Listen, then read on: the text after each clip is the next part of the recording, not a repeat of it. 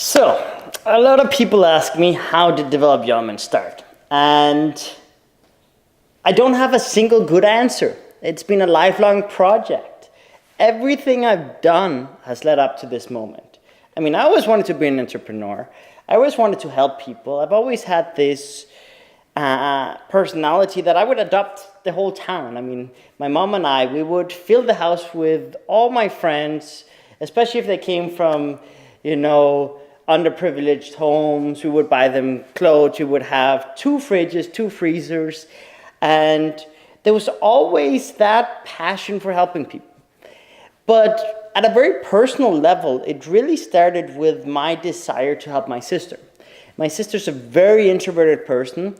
And growing up, she had a lot of social anxieties, really, really strong social anxieties.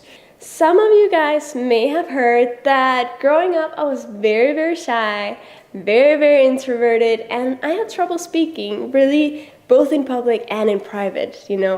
If we were at a dinner table and somebody asked me a direct question, I might run out of the room crying because it was so hard to speak. She really was reclusive growing up, and I always wanted her to have a richer life. But I didn't know how to go about it. When I was younger, I would push her to be more social, and it backfired. It just drained her.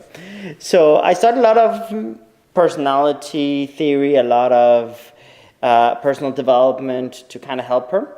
And when I realized that introverts and extroverts function differently, that was like a big aha moment. And a very interesting thing happened.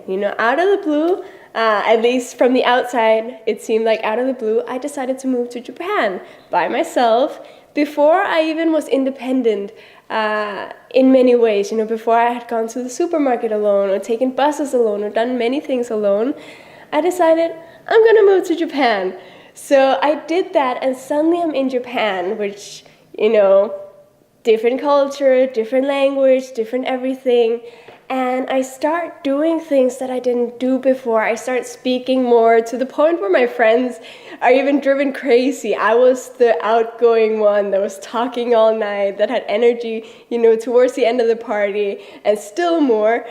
And what happened? How did we see this drastic change in personality? Well, in Develop Your Element, we talk about something called regenerative spaces. And that is where, depending on your personality, there's different levels of stimulus that regenerate you, that give you more energy, or that drain you, that make you feel more stressed, more tired, more tense. And so Japan, being a society that is naturally more introverted in how it functions, there's a lot of structure, there's a lot of order, and there's a lot of respect for personal space, suddenly my introverted side is getting regenerated day to day automatically. So I have more energy to explore my secondary personality, which is extremely extroverted, and also I have more energy and more flexibility on my introverted side to step out of my comfort zone and do things that are more difficult for me. That was then, and before working with Develop Your Element, I didn't know how to maintain those levels of energy and enthusiasm whenever I went to Latin American countries or the US or Europe, which is more extroverted in how society functions. So I would go out on tour for 1 month working, and I'd have to go back home for 2-3 months and work only part-time in order to regenerate again. And then I started working with Develop Your Element. I started learning about regenerative spaces and how this works. And suddenly I'm like, okay, what if I apply this? What if I really apply this concept of regenerative spaces to my daily life when I'm in more extroverted countries? What can I do? All of a sudden, I can be 6 months on tour in extroverted cultures because I'm regenerating consciously. So this is really a concept that has changed my life completely. People don't even think or believe that I'm an introvert anymore because they see me with a lot of energy and a lot of enthusiasm, joking and playing with my secondary side, which is very extroverted. And I'm not held back by my personality anymore. You know, I still am introverted primarily. I still need my personal space and my downtime. And, you know, I am very structured in many things that I do. But those things are now just skills that I can use. They're not aspects of my personality that hold me back or that limit me or that I'm trapped in. So I hope that this concept of regenerative spaces can help you in the way that it has helped me, because for me it has really been transformational.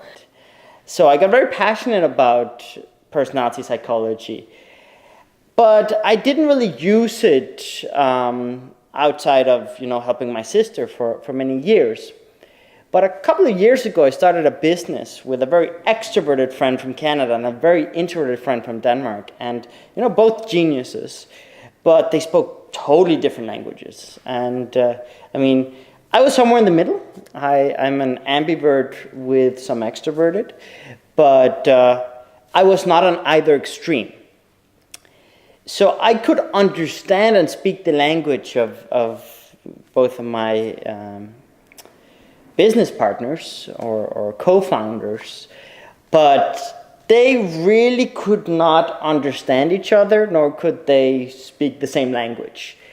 So when I was first invited to work with the team, we all moved into a small little condo in Acapulco to get our business started. It was a personal development business, and it was all based online, but we converged into one area so that we could make it work better as a team without time zone conflicts and everything like that. So there was me, I'm super extroverted. I need a lot of stimulus, I need to run around, I need to constantly meet people and just overall be goofy for the most part.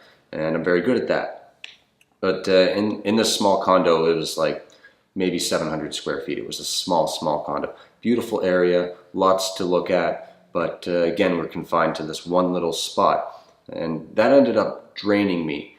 Not to mention that I was super extroverted. One of the other co-founders was really ambiverted and could really fluctuate in both domains. And then there was the other guy, and he was extremely introverted and structured, which was the exact opposite of me. And that caused a lot of conflicts because we didn't really know how to speak the same language. We had similar values, but we didn't really know how to communicate with each other. And in the end, that business fell apart. And it was a pity because they were both geniuses. They're both very bright individuals. So I wanted to solve it with personality theory. I realized that in my sister's life, personality theory had a huge impact, and I saw an opportunity to implement personality theory in our business. I tried to implement existing systems because, let's face it, personality theory dates back to ancient Greece with Hippocrates, the four temperaments. This is nothing new. So I decided, there must be something out there that is a perfect fit. I had seen in some of the companies I worked and some of the schools I went to that they used existing systems. And I tried to do that. But the reality is, because it's so old, there are many flaws in existing systems, and my co-founders were very quick to point that out. They were very quick to point out, look, they've done a study that proves that personality tests are scientifically invalid. They told me, you cannot just be one thing. That's not empowering. That's illogical. We are dynamic beings. So there was this opportunity to implement personality theory in the business, but there's a lot of resistance. So I started researching further and deeper, and I realized, wow, there's a whole world of personality psychology that has not reached personal development. They're talking about things in Harvard University that we're not talking about in personal development. So I started really digging deep, and I found a lot of very empowering things. This concept of regenerative spaces that we talk a lot about in developed development, this is something they talk about at Harvard University. There's a professor called Brian Little who won Best Professor 3 years in a row at Harvard University, despite being incredibly introverted. And he did so by identifying that his students at 8 a.m. needed higher stimulus to stay awake. So he needed to be more extroverted in the morning, otherwise his students would fall asleep and they wouldn't learn. And he was very passionate about educating, so he made an effort with his passion to do so. And when you're passionate about something, you have extra battery, you have extra flexibility, you have extra patience, you have extra abilities. So he was very passionate about it, and he says the morning class was very easy, but if he didn't have time to disconnect and lower stimulus and recharge his introverted side during the lunch hour, he would not have the energy to be extroverted in the afternoon. So he basically would share his experiences of lowering stimulus, going for a walk by himself, going to the bathroom, locking himself in, going to his office, doing different things to reduce stimulus, and how that gave him the recharge that he needed to be extroverted again in the afternoon. So I started kind of exploring that further, and I realized that these are things that a lot of high-tech startups in Silicon Valley are implementing, whether they know it or not, or whether they use different lingo, they're doing. I mean, if you look at Google as a company, their campus is designed like a university campus, and they have regenerative spaces for every type of personality. They have little capsules, little bubbles where you can go in and reduce social stimulus. They have video games, they have sports, they have bicycles so you can ride around.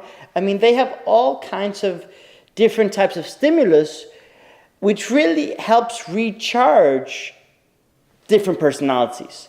And they also have something else that's very neat. This concept about passion projects, they allocate a certain amount of time of their employees' time for the employees to work on their passion projects related to the company, but without going through red tape asking permission to execute a task. So Google employees can one day decide, I think Google needs this feature, let me build it. And they build it, and then they can share it with the managers, and if it's approved, then they launch it. And a lot of great things that have come out of Google have come out of that allocated time for passion projects.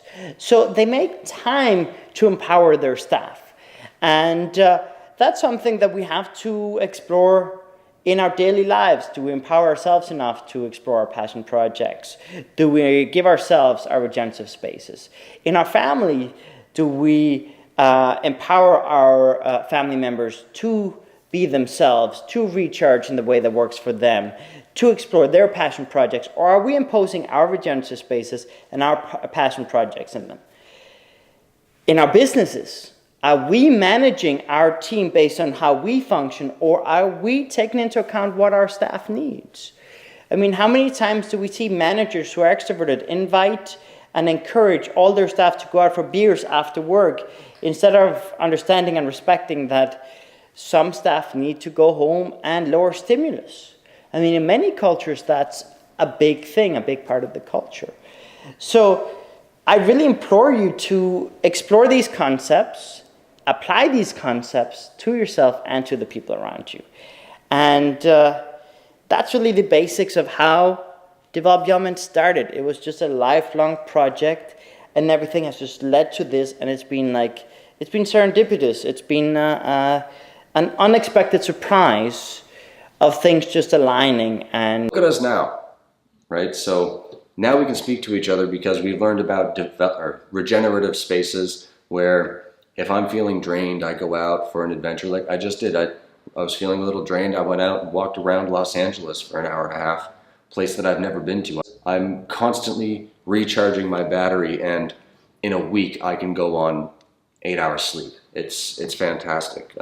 Probably not the healthiest, but I always have lots of energy and I can be insanely productive when I'm in these modes.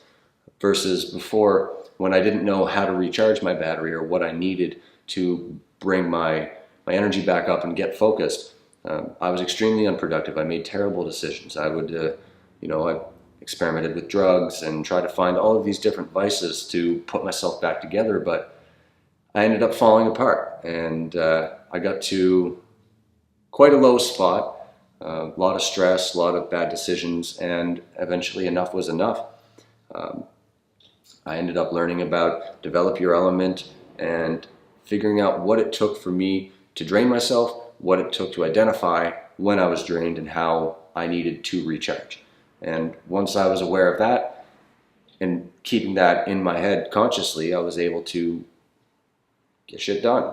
That's the only way I can really put it. It's changed my life, and now I'm traveling around the world with amazing, brilliant people, meeting more amazing, brilliant people, and it really is truly euphoric when you have constant inspiration and motivation to be moving forward.